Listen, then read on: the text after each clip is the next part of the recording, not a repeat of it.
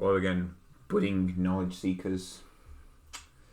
Today I want to talk about a fairly unknown topic, and this is actually what I like to refer to as the Gunpowder plot.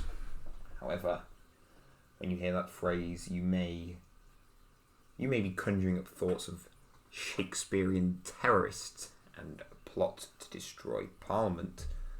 However, that is not the plot I'm thinking of. In fact, the plot I'm thinking of is a fair bit more recent, around the year 1900. However, to truly understand, we must go back a lot further. First, I'll ask you a rather simple question. Where do you think gunpowder was invented? Now, if you are under the age of 140 in the year 2020, you will probably be saying, "Oh, I've heard this. It was the ancient Chinese." However, what if I told you that until around the year 1900, people will have said a rather different answer?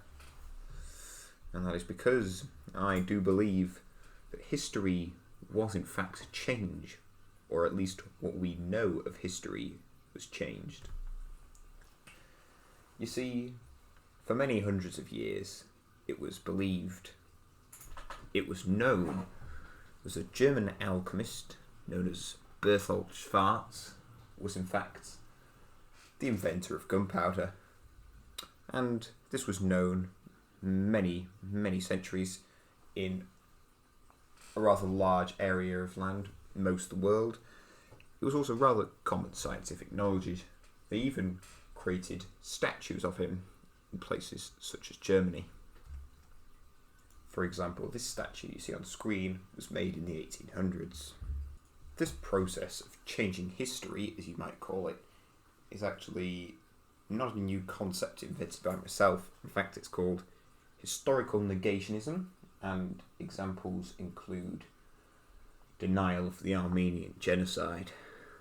I believe, however, this is an example of historical negationism that I myself have discovered, as before the late 1800s it was almost solely believed that Berthold Schwarz was in fact the inventor of gunpowder. However, he was German, I have said this, around the late 1800s. International relations with Germany were starting to decline rather heavily. Guess what was rising rather heavily at the time? The use of firearms. Now, I believe that many of the other powers, such as France, Britain, the United States, did not like the idea that the main weapon at war at the time was created by what was soon becoming their enemies, Germany. So I believe what they did was they tried to make some sort of agreement to clear this piece of history from the history books. They chose China. I think this was probably quite a good choice. It has several reasons why it's quite good. Firstly, one reason is actually that parts of China were controlled by Germany and these other powers. This would have made it very easy to negotiate between the two parties.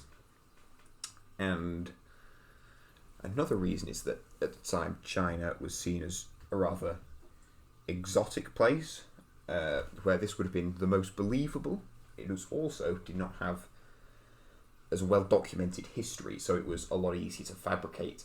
However, that doesn't get past me, because you see, I have noticed that there's in fact very little artwork and evidence of gunpowder before this time. And this is, of course, because it did not come naturally, but it was in fact a few fraudulent fake things to deceive the population.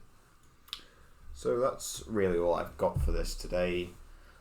I hope I've cleared up the truth for you, and I hope you also now know not to necessarily take everything as fact, unless of course it's from this YouTube channel. If you have any more questions about this specific ick topic, please ask me in the comments. I'm sure myself or perhaps another scholar will be able to answer you down below. If you like this video, some other similar videos may be popping up right now, or subscribe if you would like to see them in the future. Goodbye.